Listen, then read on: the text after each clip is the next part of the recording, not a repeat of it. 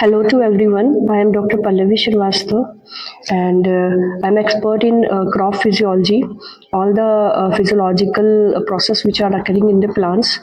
So basically the very first process which we am going to discuss is photosynthesis. You all know that various exams are nearby and mostly in agricultural exams, crop physiology have its own importance. So to introduce you with the basic concepts and of crop physiology, I'm going to share some of my videos regarding important chapters in crop physiology. So let us start. The very basic chapter is photosynthesis, which we are studying from class third to fourth to till PhD. Right photosynthesis आपका एक ऐसा chapter है जो कि होता बहुत ही simple है but it have various tricky concepts that you need to know before solving the MCQs और लॉन्ग टाइप क्वेश्चंस. तो फोटोसिंथेसिस पढ़ने के लिए हम लोग देखते हैं सबसे पहले हमें फोटोसिंथेसिस समझना पड़ेगा कि फोटोसिंथेसिस होता क्या है और एमसीक्यूज कहाँ से निकल के आते हैं. ठीक है, तो वी विल स्टार्ट. इस स्लाइड्स में या इस सेशन में हम सिर्फ सिंथेटिक एपरेटस की बात करेंगे, मतलब कि फोटोसिंथेसिस में कौन कौन सी जगह होती है प्लांट सेल के अंदर जहाँ पे फोटोसिंथेसिस परफॉर्म होता है. ठीक है, एंड मेन जो प्रोसेस है लाइट रिएक्शन डार्क रिएक्शन वो हम लोग नेक्स्ट सेशन में कंप्लीट करेंगे. ठीक है, तो लेट्स स्टार्ट. सो क्वेश्चंस आपके सबसे पहला क्वेश्चन आपका फोटोसिंथेसिस में बनता है. फोटोसिंथेसिस इज अ कैटाबॉलिक और anabolic process. So photosynthesis is a anabolic process. Anabolic means होता है whenever different kinds of compounds combine to form certain different compounds are called anabolic process. तो anabolic process इसमें देखिए आप carbon dioxide and water मिल करके आपका क्या बना रहे हैं, शुगर्स बना रहे हैं.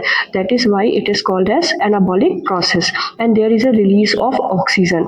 एंड फोटोसिंथेसिस किस किस की प्रेजेंस में होता है, I think everyone knows that it is in presence of sunlight water chlorophyll, है ना. ये क्लोरोफिल अगर नहीं होगा तो आपका फोटोसिंथेसिस नहीं हो सकता है. ठीक है, एंड पहले के टाइम पे ये माना जाता था कि जो ऑक्सीजन है वो कहाँ से रिलीज हो रही है, whether it is getting release from carbon dioxide और water.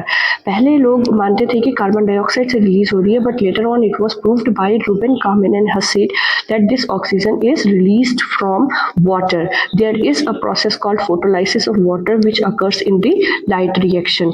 So this oxygen comes from the water, not from carbon dioxide. So these are some list of scientists, those who have extensively contributed in photosynthesis process, understanding of the photosynthetic process. First, you have to learn by heart. These are very important names like Stephen Hill's questions में कई बार आया हुआ है. Air plays important role in plant nutrition and photosynthesis. This was given by the Stephen Hill. Presley is the major most important scientist. He told that plant restore oxygen to air spoiled by burning or respiration.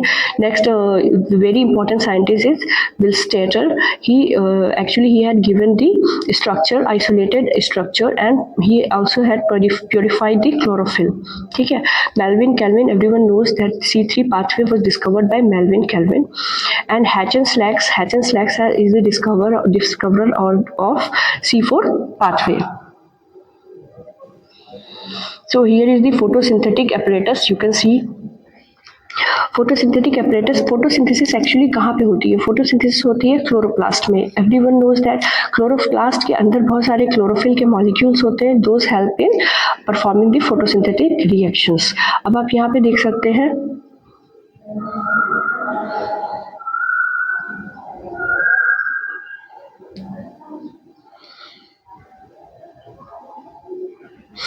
you can see here this is the chloroplast. This is called a chloroplast. Chloroplast is a double membrane structure. दो membranes होती हैं उसके अंदर. ठीक है, inner membrane and outer membrane. And lots of thylakoids are present. Thylakoid basically are the site of photosynthetic reactions. ठीक है, और ये दूसरा जो डायग्राम छोटा सा दिया हुआ है ये हमने जो है मिचेली की केमी ऑस्मोटिक थ्योरी को डिस्क्राइब करने के लिए दिया है. That we will study later on in other slides. यहाँ पे आप देख सकते हैं grana lamellae and this is stroma lamellae. So देखिए थैलेकॉइड्स जो होते हैं वो एक दूसरे से इंटरकनेक्टेड होते हैं। इन्हीं के ऊपर जो है सारे क्लोरोफिल के पिगमेंट्स और जो भी फोटोसिंथेटिक यूनिट्स होती हैं वो सारी इन्हीं मेम्ब्रेन्स के ऊपर सिचुएटेड होती हैं। जैसे कि आपकी PS1 हो गया, PS2 हो गया एंड साइटोक्रोम B6F हो गया and all the units ATP synthase all are situated on these membranes.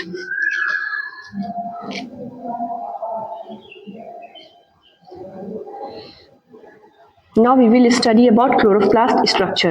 So chloroplast is a double membrane structure you have seen in previous slide. It is surrounded by outer membrane and inner membrane.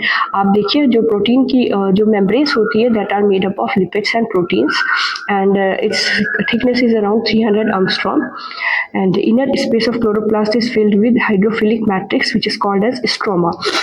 Sometimes questions come that dark reaction कहाँ पे होता है, तो dark reaction आपका कहाँ होता है, dark reaction occur in stroma. Light reaction कहाँ होता है, तो light reaction occur in thylakoid. ये क्वेश्चन आपका बनता है. Embedded with stroma are flattened membrane sacs are called thylakoid. इसको thylakoid कहा जाता है जो membranous structures हैं.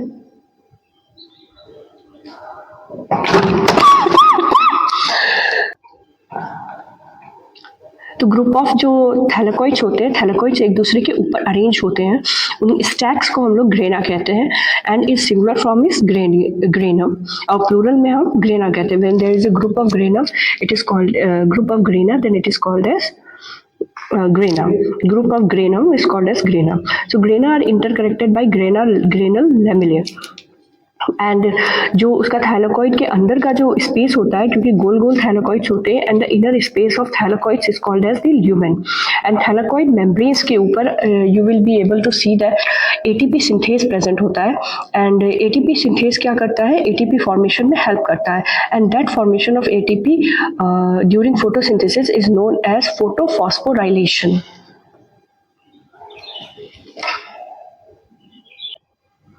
Thylakoid membranes have F1 particles, ATP synthase और इसके बाद इसमें क्लोरोफिल होता है. Chlorophyll is the major photosynthetic pigments और chlorophyll help in absorption of light.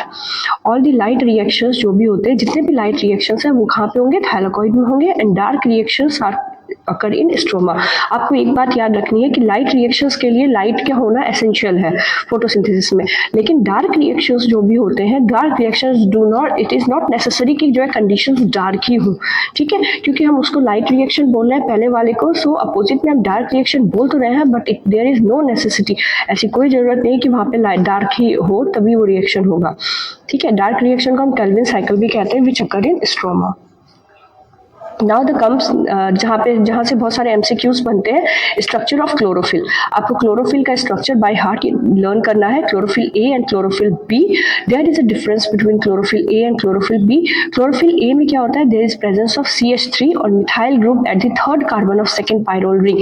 आपको पता है कि क्लोरोफिल का structure if you can see here,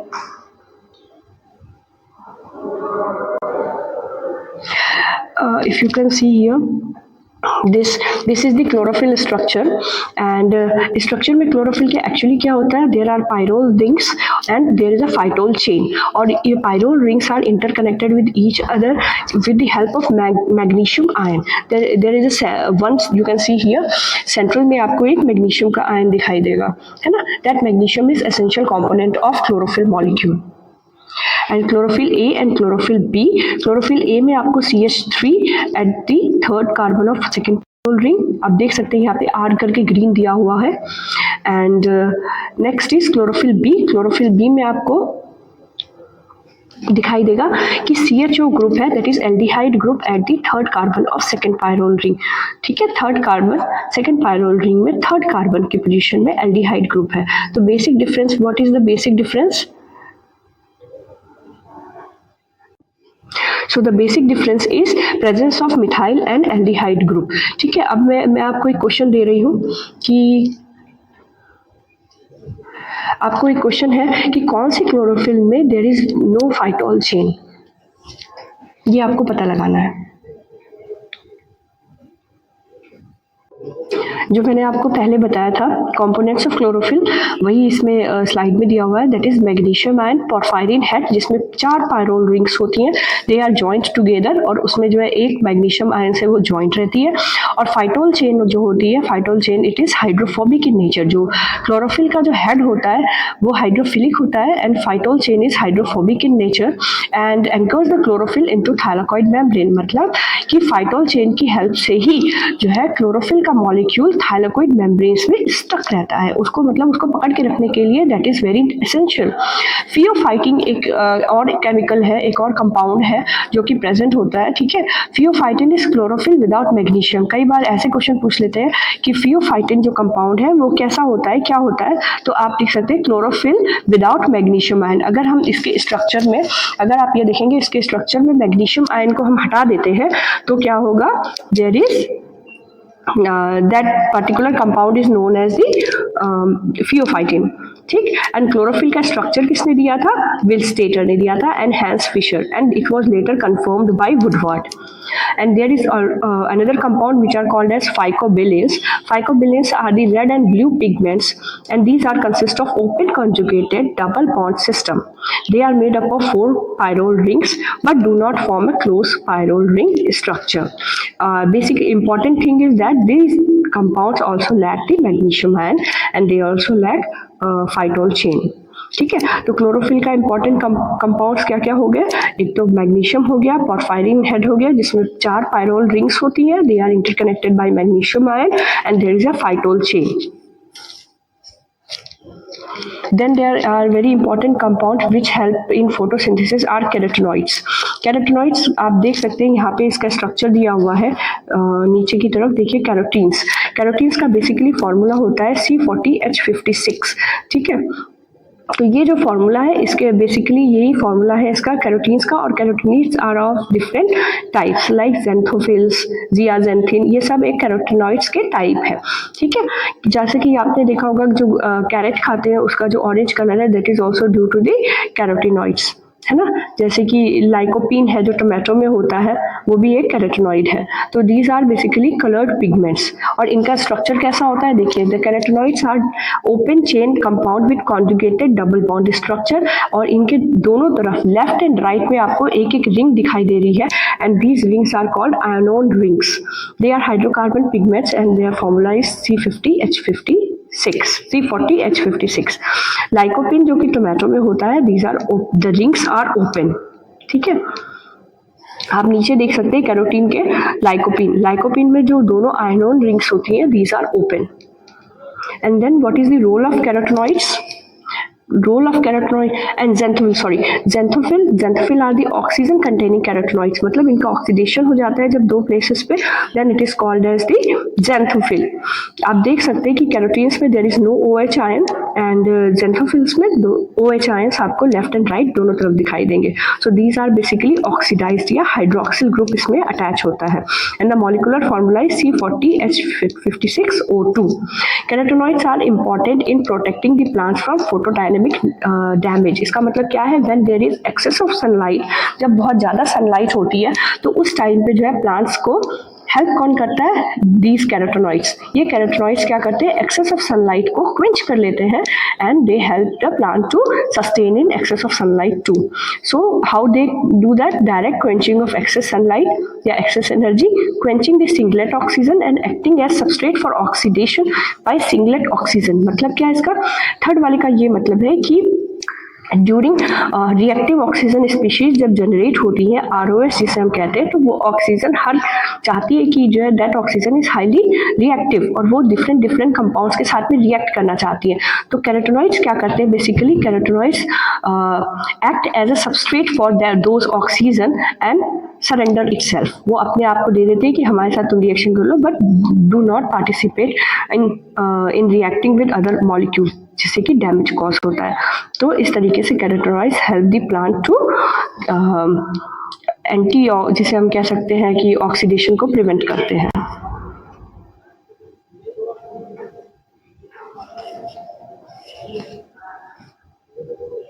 अब दो टर्म आते हैं आपके absorption spectrum and action spectrum. ये दो टर्म से भी कई बार क्वेश्चंस बनते हैं। एब्जॉर्प्शन स्पेक्ट्रम क्या होता है? एब्जॉर्प्शन स्पेक्ट्रम जब wavelength of light and light absorb by pigment means जब एक हम ग्राफ ड्रॉ करते हैं जिसमें the absorption spectrum shows the wavelength of light absorb by chlorophyll pigment, मतलब कि इसमें हम जो ग्राफ ड्रॉ करेंगे एब्जॉर्बेंस वर्सेस वेवलेंथ, कौन सी वेवलेंथ पे कितना पिगमेंट एब्जॉर्ब हुआ है, that is absorption spectrum. And action spectrum का क्या मतलब है? एक्शन स्पेक्ट्रम का मतलब है कि कौन से पिगमेंट ने कितना एक्शन परफॉर्म किया है कितनी वेवलेंथ पे, that is called action spectrum. Like action में कोई भी एक्शन हो सकता है, लाइक फोटोसिंथेसिस जैसे कि हम लोग पढ़ रहे हैं, तो rate of photosynthesis versus wavelength, कौन कितनी वेवलेंथ में कितना ज्यादा फोटोसिंथेसिस हुआ है, दैट इज ये जो है बताता है एक्शन स्पेक्ट्रम ऑफ क्लोरोफिल। ठीक है, तो ये इस तरीके से एक्शन एंड एब्जॉर्प्शन स्पेक्ट्रम है जो कि आपको ये पढ़ना है। अब एक क्वेश्चन बनता है quantum yield and quantum requirement से। तो क्वांटम यील्ड और क्वांटम रिक्वायरमेंट आपको समझना पड़ेगा कि quantum yield is the number of oxygen molecule evolve पर फोटोन, मतलब एक फोटोन ने कितने ऑक्सीजन मॉलिक्यूल्स को इवॉल्व कर लिया है, that is quantum yield. And quantum requirement का मतलब होता है कि एक ऑक्सीजन मॉलिक्यूल को इवॉल्व करने के लिए कितने फोटॉन्स की रिक्वायरमेंट है। तो क्वांटम जो रिक्वायरमेंट होती है बेसिकली वो 8 to 10 फोटॉन्स होता है। ठीक है, photons are the units of light और 8 से 10 फोटॉन्स की जरूरत पड़ती है एक ऑक्सीजन मॉलिक्यूल को निकालने के लिए या उसको वाटर से अलग करने के लिए। ठीक है, तो क्वांटम रिक्वायरमेंट इज 8। यहाँ से आपका क्वेश्चन आता है कि कौन सा कॉम्प्लेक्स है जो कि PS1 एंड PS2 को इंटरकनेक्ट करता है, तो दैट इज साइटोक्रोम B6F। और यहीं पे आपकी जो है PS2 है और साइटोक्रोम B6F कॉम्प्लेक्स में आपकी Q साइकिल चलती है। Q साइकिल मैं आपको जरूर बताऊंगी थोड़ा सा बाद में। ठीक है, मोबाइल इलेक्ट्रॉन कैरियर के बारे में भी क्वेश्चन आते हैं, MCQ में भी आते हैं। तो इसमें कौन से हैं? दो है मोबाइल इलेक्ट्रॉन कैरियर, पहला आपका है plastoquinone and second is plastocyanin. अब यहाँ पे आपको दो चीजें याद रखनी है कि जो प्लास्टोक्विनोन होता है it is a hydrogen carrier, ये हाइड्रोजन कैरी करता है, और जो प्लास्टोसाइनिन है it is a electron carrier, ये इलेक्ट्रॉन को कैरी करता है। ठीक है, तो ये दोनों चीज आपको याद रखनी है। These are mobile electron carrier, मतलब they can move in with in the thylakoid membrane, ये थाइलाकोइड मेम्ब्रेन के अंदर कहीं भी मूव कर सकते हैं। ठीक है,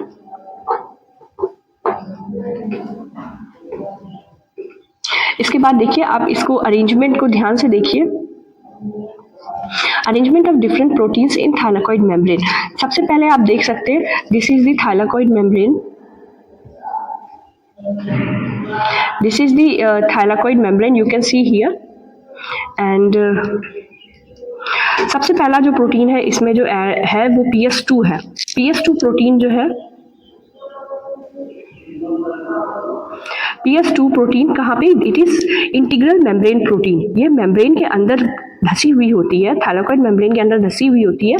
और आप देख सकते हैं कि जो मेम्ब्रेन के नीचे का हिस्सा है दैट इज थाइलाकोइड ल्यूमेन, वो थाइलाकोइड का ल्यूमेन है, मतलब गोल गोल जो सर्कल बनेगा अंदर वो है पार्ट, और ये है स्ट्रोमा, मतलब बाहर का क्लोरोप्लास्ट का स्ट्रोमा है ये। तो थाइलाकोइड मेम्ब्रेन के अंदर जो है ये सारी प्रोटीन्स लगी हुई हैं, these are integral membrane proteins. अब इसमें ही आप देखिए कि साइटोक्रोम B6F ये भी है, इसमें PS1 भी इसी में लगी है, and there is a ATPase, ये ऑरेंज कलर का जो आपको दिख रहा है this is ATPase molecule, it help in production of ATP synthase बोलते हैं हम इसको, तो ATP सिंथेसिस में ये हेल्प करता है। ठीक है, तो ये PS2 प्रोटीन में के पास में क्या होता है, दिस है फोटोलाइसिस ऑफ वाटर यहाँ पे होता है। एंड अरेंजमेंट आप देखिए, सो क्वांटम यील्ड जो होती है, quantum yield is opposite of quantum requirement, that is 0.125 and 0.10। There is a red drop and Emerson enhancement effect.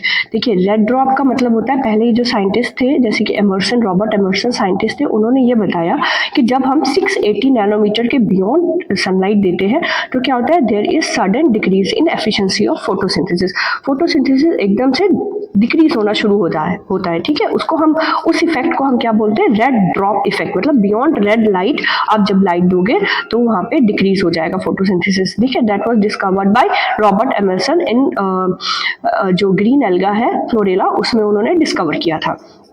अब आता है एमर्सन एनहांसमेंट इफेक्ट। अब यही साइंटिस्ट जो एमर्सन है, इन्होंने ये बताया कि if we are giving the light of two wavelengths, like one is of red wavelength, red light that is 680 nanometre, और दूसरा हम फार रेड लाइट जब देंगे 700 नैनोमीटर, अगर इनको बारी बारी से देते हैं तो क्या होता है, there is increase in photosynthetic efficiency, photosynthesis बहुत तेजी से बढ़ना शुरू हो जाता है। ठीक है, तो यहाँ से क्या डिस्कवरी हुई, there is two photosystem, involvement of two photosystem in photosynthesis, यहाँ से ये डिस्कवर हुआ। तो फोटोसिस्टम 1 PS1 एंड PS2 दो फोटोसिस्टम्स है। फोटोसिस्टम 1 एंड फोटोसिस्टम 2, यहाँ से भी कई बार क्वेश्चन बनता है, ये आप लोगों को पर ध्यान रखना है इसमें। फोटोसिस्टम 1 में फोटोसिस्टम 1 एंड 2 दोनों में जो है दो दो तरीके के कॉम्प्लेक्स होते हैं, ये प्रोटीन होती है। तो पहला होता है कोर कॉम्प्लेक्स, जिसमें हम CC बोलते हैं जिसको, and there is another complex that is called light harvesting complex, LH। तो CC1 and LH1, and they have PS1 have reaction centre P700 and that PS2 have P680। ठीक है, इसको आप ध्यान से देखेंगे। तो PS1 में आपकी दो प्रोटीन्स होती है, PSA A and PSA B, ये दोनों लार्ज प्रोटीन्स होती हैं जो कि आपके PS1 में होती है। 56 to 70 किलो डेल्टॉन इसका मॉलिक्यूलर मास होता है। एंड PS2 में दो प्रोटीन्स होती है, D1 एंड D2, ये आपको याद रखना है। फिर इंटरकनेक्शन क्या होता है, दोनों फोटोसिस्टम का क्या इंटरकनेक्शन होता है, photosystem two photosystem are interconnected by certain proteins, जिसमें सबसे पहली प्रोटीन है cytochrome B6F protein. It act as a intermediate electron carrier between PS2 and PS1।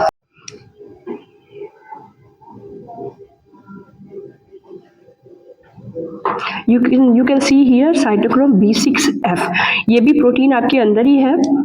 और ये देखिए मोबाइल इलेक्ट्रॉन कैरियर्स जो है plastocyanin and plastoquinone. Plastoquinone is hydrogen carrier and plastocyanin is electron carrier. Plastoquinone तक का दो hydrogens पास होते हैं एंड आफ्टर दैट प्लास्टोसाइनिन से आपका हाइड्रोजन, दो हाइड्रोजन पॉजिटिव H पॉजिटिव की जगह पे फिर 1 इलेक्ट्रॉन ट्रांसफर होता है। ठीक है, ये आपकी क्यू साइकिल में है, Q cycle we will discuss later on.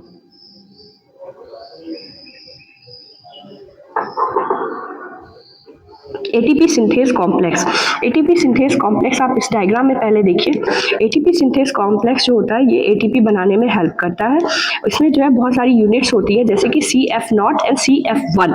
CF0 जो यूनिट होती है वो इसमें मेम्ब्रेन के अंदर धसी हुई होती है, एंड CF1 जो होती है वो अंदर की तरफ होती है, towards lumen, towards stroma, sorry stroma की तरफ। और इसमें जो है बहुत सारी सब यूनिट्स होती हैं, जैसे कि आप देख सकते हैं कि CF1 जिसमें कि बेसिकली एटीपी का सिंथेसिस होता है, उसमें कौन कौन सी यूनिट होती है, alpha, these units alpha, beta, gamma, delta, epsilon. ठीक है, और इसके बाद जो CF0 होता है उसमें कौन सी यूनिट होती है, A, B, B' and C। तो ये सारी यूनिट्स होती हैं, आप देख सकते हैं इसमें। एंड ये क्या करता है, जो CF1 यूनिट होती है वो एटीपी का सिंथेसिस करता है, और CF0 is act as a tunnel, ये एक टनल की तरह काम करता है जिसमें से हाइड्रोजन आयन पास होता है। आप इसमें फोटो देख सकते हैं, यहाँ पे देखिए जितने भी हाइड्रोजन आयंस है वो सारे के सारे आपके ल्यूमेन में जो है गिर जाते हैं, मतलब निकलते हैं।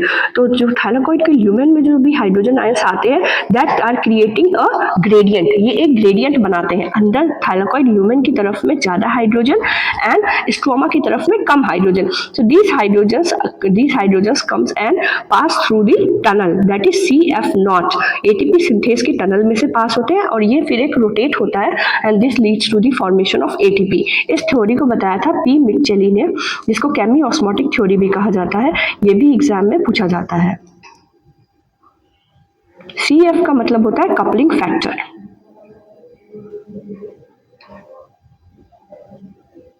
अब आता है आपका photosynthetic units. Actually photosynthetic units क्या होती है, these are functional group of pigments involve in light absorption.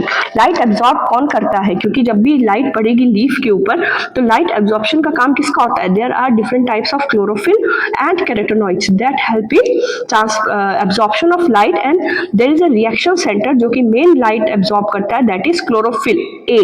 तो क्लोरोफिल ए को हम रिएक्शन सेंटर्स कहते हैं, और बाकी जितने भी होते हैं chlorophyll B, chlorophyll C, chlorophyll D, even all the carotenoids, those all are act as या एक्टिंग एज एक्सेसरी पिगमेंट्स। और ये जो एक दूसरे में, यहाँ पे आप एरो से देख सकते हैं, ये देखिए यहाँ पे ये एरो से एक दूसरे में लाइट को पास करते हैं, इसको हम कहते हैं रेजोनेंस ट्रांसफर। अब आप यहाँ पे देखिए कि नंबर ऑफ क्लोरोफिल मॉलिक्यूल्स, कई बार ये भी पूछ लिया जाता है कि कितने क्लोरोफिल मॉलिक्यूल्स एक क्वांटाजोम में होते हैं, ठीक है। अब 1 यूनिट क्वांटाजोम क्या होगी, फोटोसिंथेटिक यूनिट। तो फोटोसिंथेटिक यूनिट में अप्रोक्सीमेटली 230 मॉलिक्यूल्स होते हैं। आपको जो है ऑप्शन के बेसिस पे अपना आंसर टिक करना है। अगर वहाँ पे 230 एक्यूरेट दिया हुआ है then you have to tick the 230 molecules of chlorophyll, ठीक है। और अगर 200 to 300 की रेंज दी हुई है या 250 to 300 दिया हुआ है तो उस रेंज के अकॉर्डिंग तो आंसर आपका जो है ऑप्शंस के अकॉर्डिंग आपको सेलेक्ट करना है। बट बेसिकली अगर हम जो है बात करें तो 230 मॉलिक्यूल्स होते हैं and plus 50 carotenoids, around 50 carotenoids होते हैं, क्योंकि गिन पाना, एक्यूरेटली गिन पाना वो आगे पीछे थोड़ा बहुत होता है, ठीक है। तो ऑप्शन के बेसिस पे आपका आंसर जाएगा। एंड हाँ, साइज ऑफ क्वांटाजोम क्या होता है, 180 angstrom into length breadth and height दी हुई है, ठीक है। Length breadth 160 angstrom and height is 100 angstrom. And thank you. इसके बाद भी बहुत सारा है अभी, तो this is just a start of introductory chapter था ये।